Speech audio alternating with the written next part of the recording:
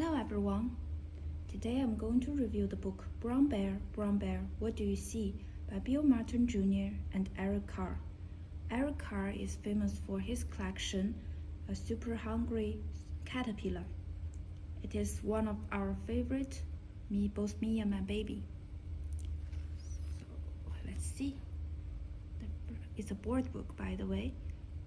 It's published by Henry Hort and Company, New York. On each page, it features one animal. The picture is very big and bright. Maybe in the camera it's a little dimmer.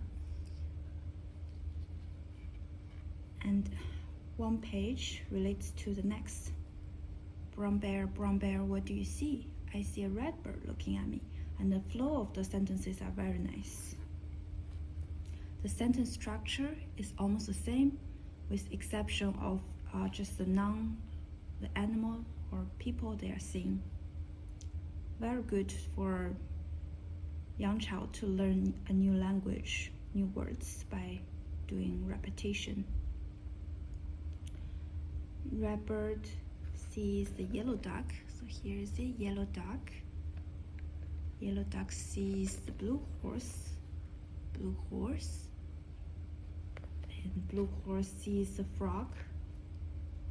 And the frog sees the purple cat. Purple cat sees the dog, a white dog. And white dog sees the black sheep. Black sheep sees the goldfish. And goldfish sees the teacher. I'm actually confused by this page because normally books are just describing parents and their relationship about them with their child. So why in this book it features the teacher instead of parents? I'm thinking maybe it is used as a textbook somehow in English speaking country for children. So their teachers can just read this smoothly. See children looking at me, and children.